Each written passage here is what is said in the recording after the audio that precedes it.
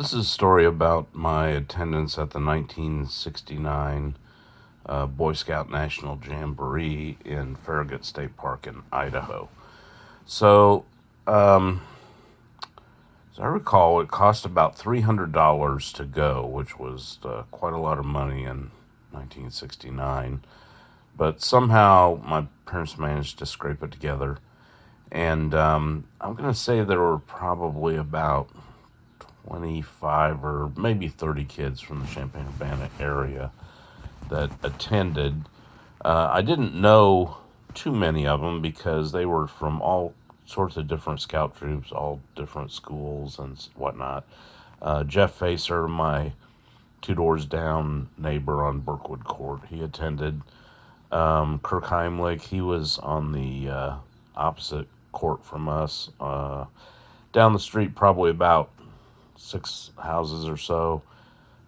He went. His dad, Gene Heimlich, was also one of the scoutmasters for the troop that they put together for this trip. So, and I think his brother Doug might have also went, or might have also gone. But anyway, there were a few area kids that I knew, but not too many.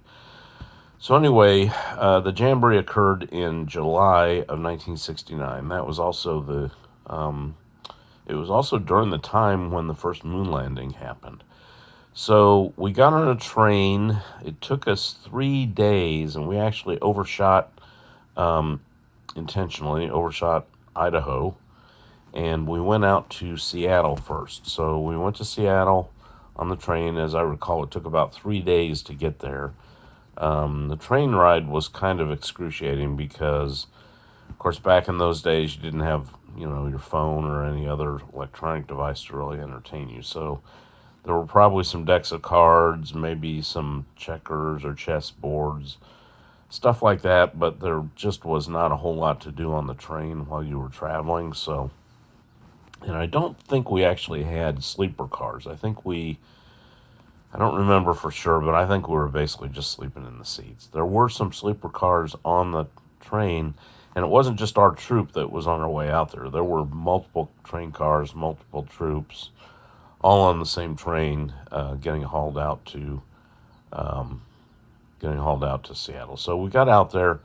I don't believe we stayed in a hotel or anything like that, although we must have been eating in a hotel. And one of the guys in our group, I think it was Rick Gillespie, he was one of the rowdy kids. And I think he and somebody were kind of pushing each other around and ended up breaking a window in the hotel. But anyway, we went up in the Space Needle. That was kind of interesting. And then got back on the train, headed back east.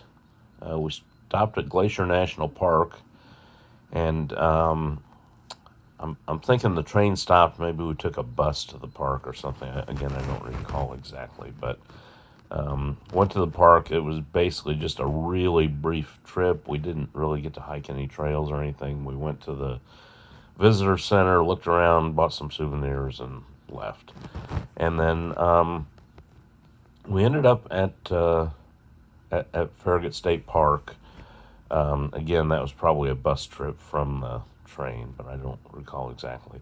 So at the park, there were, I want to say there were like 7,000 scouts. It was a pretty big group. We all stayed in tents. There was like a trading post within a few hundred yards of where we were staying, so we'd walk over there and get a drink or buy souvenirs and whatnot. And then I recall when we were there, the moon landing happened. So that would have been July 20th of 1969, I believe. So, of course, there was no TV or anything, so we just kind of heard it on the radio, and we knew that they had landed. And then at night, we would have these huge assemblies in it was kind of set up the way Alpine Valley is set up, this big sort of valley where you would sit on the hillside, and then there was a stage down in the bottom of the valley, and they'd have speakers and try to rev you up. So One of the things that the speaker that night said was that he thought that that someone in that group would probably be the first person on Mars. Of course, little did they know that, first of all, how difficult it was to get to Mars, and secondly, that it would be, you know, way more than 50 years before we even went back to the moon. Well, of course, we had, I believe, 6 moon landings during the late 60s to early 70s, but beyond that, it was going to be 50 years before we went back. So that was kind of interesting because you know at that time, not really knowing the science of what it took to get to Mars, it seemed very possible that we could just go.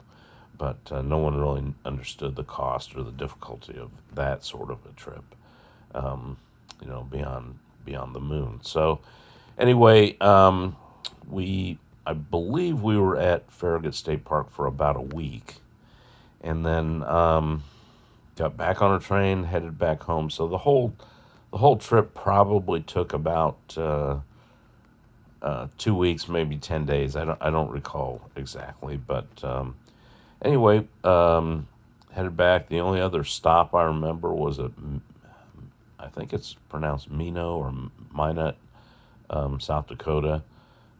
We stopped there briefly to get off the train. I have no recollection of what we did there, but anyway, got back. The World Jamboree, I believe, was the following year, and there was some talk among my parents about maybe sending Jeff, but as I recall, that was going to be like $1,000 trip, and that was just a crazy amount of money in 1969. So he ended up not going, and I don't think anybody from our immediate area attended that. It was in Japan, and it was just way too expensive for anybody in our demographic to afford. So anyway, that was the trip.